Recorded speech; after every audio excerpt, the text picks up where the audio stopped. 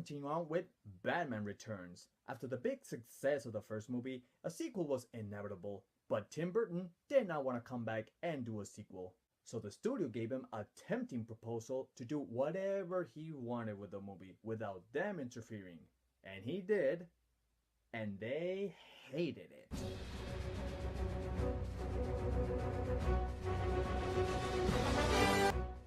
Not that Batman Return was awful, it was dark and interesting, Michael Keaton was awesome again as Batman, and the villains were sympathetic, but it wasn't what the studio was looking for, and the audience just felt dry once it was done.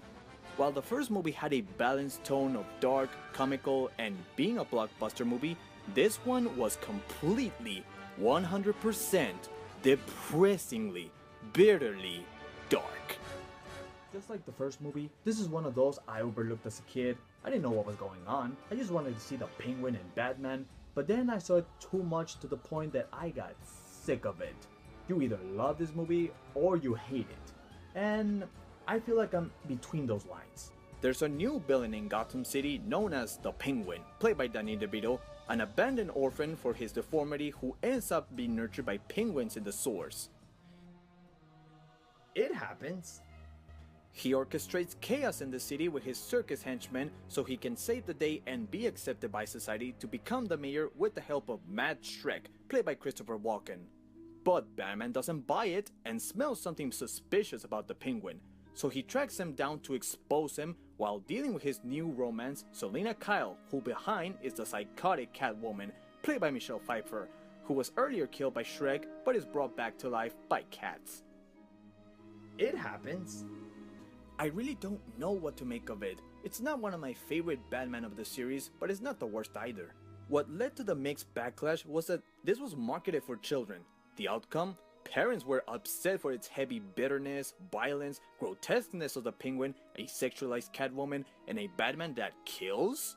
Yeah, people were whining that the only rule he had, he breaks it in this movie. Oh, that's right, because he didn't kill nobody in the first movie to begin with. How depressed I am.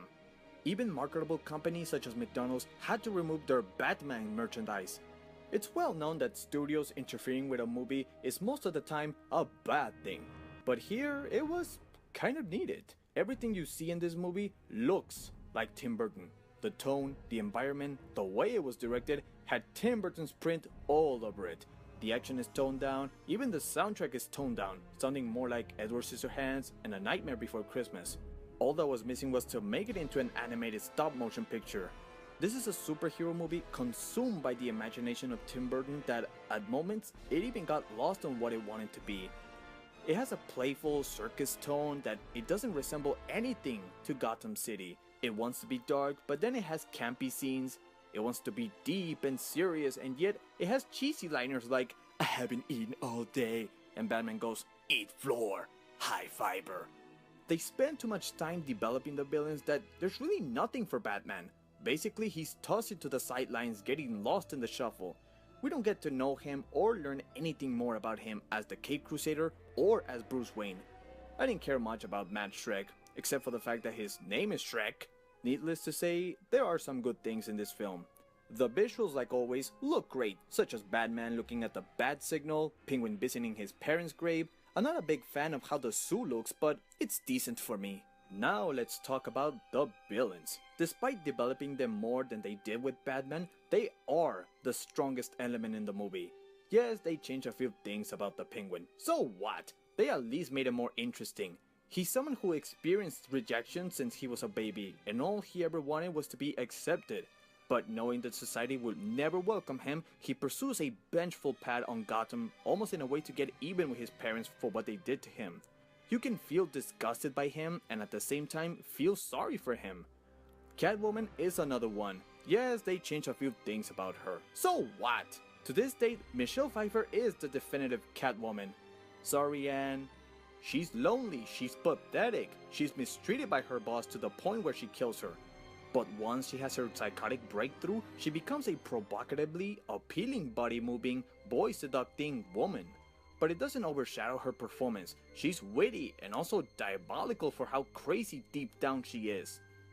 They both have a common goal for wanting revenge on those that have wronged them in their own way. Nevertheless, They show deep signs that they want to avoid it and just have a normal life. Unfortunately, they both face multiple rejections in society that, for them, there's no going back. If there's one thing the movie did better than the first one is the romance is interesting. They're both made as an equal soul for the other.